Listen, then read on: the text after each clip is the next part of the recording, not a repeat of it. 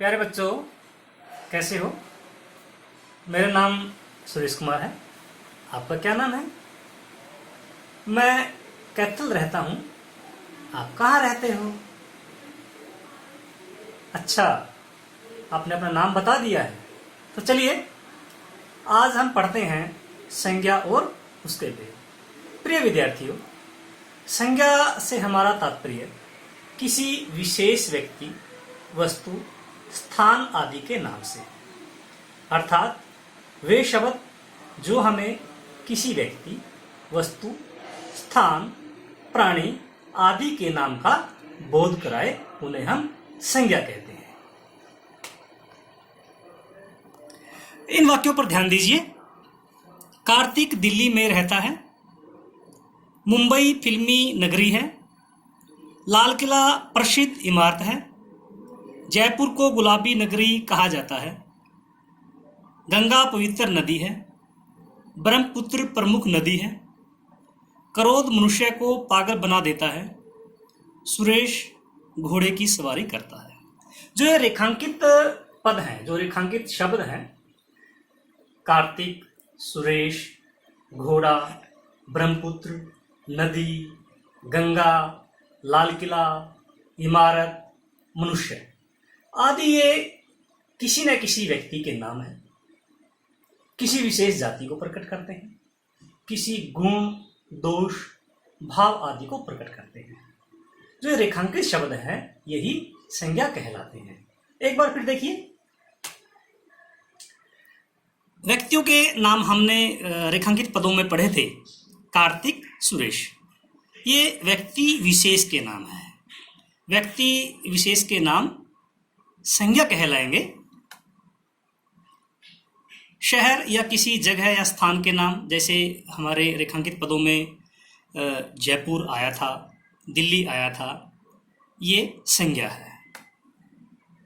नदियों के नाम गंगा, ब्रह्मपुत्र, गोदावरी, कावेरी आदि आदि, ये सभी नदियों के नाम हैं। ये संज्ञा कहलाएंगे। जाति विशेष शेर, घोड़ा, गाय, कुत्ता, बिल्ली, बकरी, ये एक विशेष जाति को प्रकट करते हैं। इसमें मनुष्य भी शामिल हो सकता है, तो ये भी संज्ञा है। भाव, मनुष्य के अंदर अनेक प्रकार के भाव उत्पन्न होते हैं। जैसे आप चित्र में क्रोध का भाव देख रहे हैं, गुस्से का भाव देख रहे हैं, प्रेम, घृणा आदि इस प्रकार के जो भाव हैं, गुण है, दोष है, वो संज्ञा कहलाएंगे। अवस्था, बुढ़ापा, जवानी, यौवन, जो इस प्रकार के शब्द हैं जिनमें मनुष्य या किसी व्यक्ति, वस्तु की अवस्था दर्शाई जाए, वो भी संज्ञा है।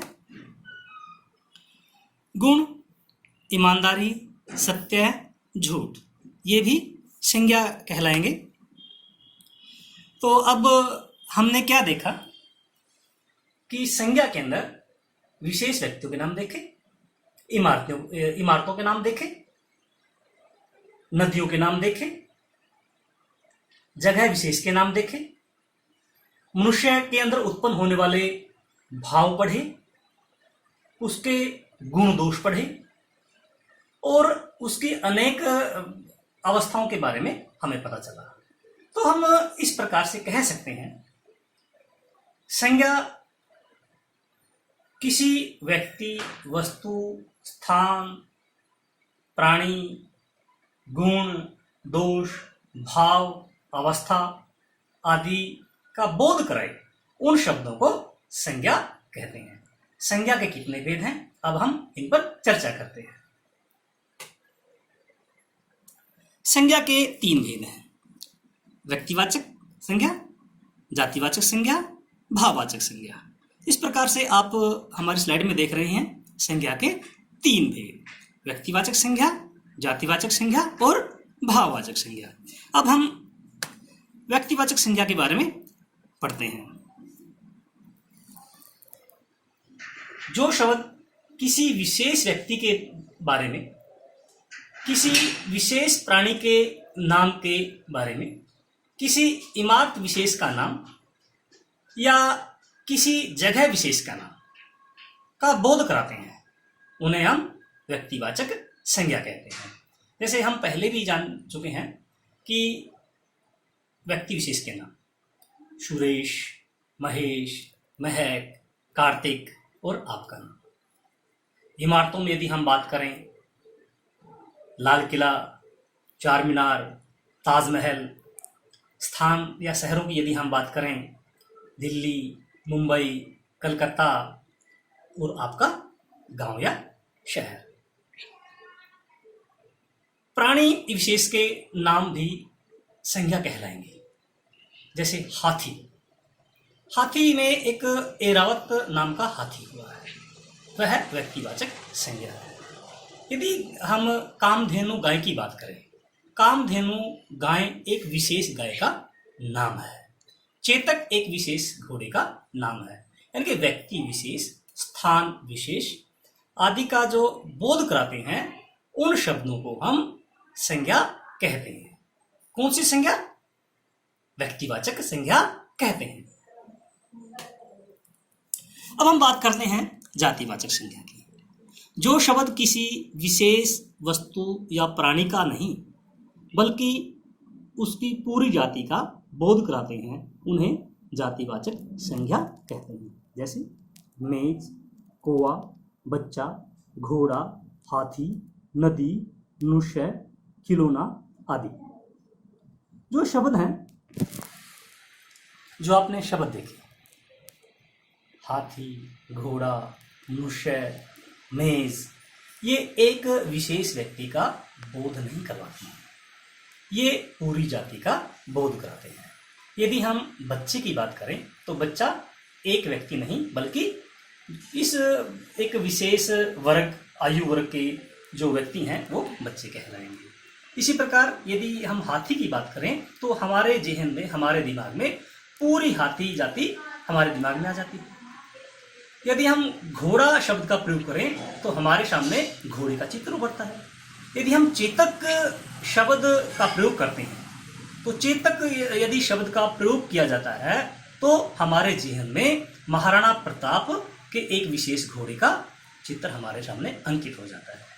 यदि मैं मनुष्य की बात करूं तो पूरी मनुष्य जाति हमारे सामने आ जाती है। यदि मैं व्यक्ति विशेष अर्थात आपका नाम पुकारूं या आपका नाम लूं तो आप एक विशेष व्यक्ति हुए, वह है व्यक्तिवाचक संज्ञा। यदि मैं पूरी मनुष्य जाति की बात करूं, पूरे प्राणी जगत में हाथी की बात करूं, घोड़े की बात करूं, मेज की बात करूं तो ये एक विशेष जाति का बोध कराएंगे। इन्हें हम जातिवाचक संज्ञा कहेंगे। जातिवाचक संज्ञा के दो उपभेद माने गए हैं, द्रव्यवाचक और समूहवाचक। द्रव्य या पदार्थों का बोध कराने वाले संज्ञा शब्द को द्रव्यवाचक संज्ञा कहते हैं। जैसे लोहा, लकड़ी, प्लास्टिक, सोना, ऊन आदि। समूहवाचक जो शब्द किसी समुदाय या समूह का बोध कराते हैं, जैसे दरबार, सभा, कक्षा, सेना, टीम, दल आदि। जो द्रव्यवाचक संज्ञा है यह एक जातिवाचक संज्ञा का उपभेद है। द्रव्यवाचक संज्ञा में जो हमारे पदार्थ हैं उनका बोध होता है और समूहवाचक संज्ञा में हमें पूरे एक समूह का बोध होता है, जिसमें दल की बात आई है, टीम की बात आई है, कोई भी एक ग्रुप की बात है, उसे हम समूहवाचक संज्ञा कहते हैं। आगे देखिए, भाववाचक संज्ञा जिन शब्दों से किसी व्यक्ति या वस्तु के गुण, दोष, भाव, दशा या अवस्था का पता चले उन्हें भाववाचक संज्ञा कहते हैं। तो भाववाचक संज्ञा में क्या है? किसी व्यक्ति के या वस्तु के गुण, दोष, भाव, दशा या उसकी अवस्था, तो उन्हें हम भाववाचक संज्ञा कहेंगे। जैसे बुढ़ापा, ईमानदारी, चोरी, सत्य, मिठास, सुगंध आदि, ये भाववाचक संज्ञाएं हैं। अब हम जातिवाचक और व्यक्तिवाचक संज्ञा की तुलना करते हैं। जैसा कि पहले भी हम पढ़ चुके हैं, जातिवाचक संज्ञा एक विशेष जाति को प्रकट करते हैं और व्यक्तिवाचक संज्ञा उस जाति में से किसी विशेष व्यक्ति, प्राणी, वस्तु आदि का नाम व्यक्तिवाचक संज्ञा कहलाएगा। एक बार सूची की ओर देखिए। जातिवाचक संज्ञा में बालक, स्त्री, नगर, कुत्ता, नदी, पर्वत। बालक यदि हम कहेंगे तो जातिवाचक संज्ञा, यदि बालक किसी विशेष व्यक्ति का नाम जैसे कार्तिक तो वह व्यक्तिवाचक संज्ञा। स्त्री यदि हम कहें वह जातिवाचक संज्ञा, यदि हम स्त्री विशेष का नाम लें वह जैसे निशा वह व्यक्तिवाचक संज्ञा, यदि नगर यदि हम कहेंगे तो वह जातिवाचक संज्ञा कहलाएगी। और नगर विशेष का यदि हम नाम लेंगे जैसे दिल्ली वह व्यक्तिवाचक संज्ञा कहलाएगी। यदि हम किसी पद में कुत्ता शब्द का प्रयोग करेंगे वह जातिवाचक संज्ञा होगी। जैसे मैंने घर में एक कुत्ता पाला है, उस कुत्ते का नाम है टॉमी। यदि मैं टॉमी कहूँगा तो एक विशेष कुत्ते की ओर आपका ध्यान आकर्षित होगा। आपने भी घर में कुत्ता पाला होगा, उस कुत्ते का क्या नाम है? हाँ, यदि आप उसको उस नाम से बुलाते हैं तो वह व्यक्तिवाचक संज्ञा होगी। यदि हम नदी कहेंगे वह जातिवाचक संज्ञा है। यदि हम गंगा, सरस्वती आदि नदी का विशेष नाम लेंगे वह व्यक्तिवाचक संज्ञा होगी। पर्वत जातिवाचक संज्ञा है और हिमालय क्या है? व्यक्तिवाचक संज्ञा है। इस प्रकार से आपने देखा व्यक्ति विशेष का नाम, जगह का नाम, नदी का नाम, पर्वत का नाम, पशु विशेष का नाम, यदि कोई विशेष नाम रखा है वह व्यक्तिवाचक संज्ञा है। यदि पूरी जाति को वो शब्द प्रकट करता है वह जातिवाचक संज्ञा है। भाववाचक संज्ञा। अब हम भाववाचक संज्ञा बनाना सीखते हैं। बालक, बालकपन, भयानक, भय, देव, देवत्व, वीर, वीरता, मूर्ख, मूर्खता, काला, कालिमा, प्यासा, प्यास, हरा, हरियाली। तो भाववाचक संज्ञा क्या है? भाववाचक संज्ञा किसी व्यक्ति, वस्तु आदि के जो गुण है, दोष है, अवस्था है आदि जो प्रकट करते हैं वह भाववाचक संज्ञा कहलाती है। भाववाचक संज्ञा जातिवाचक संज्ञा से, सर्वनाम से, क्रिया से, विशेषण से और अव्यय से बनाई जा सकती है।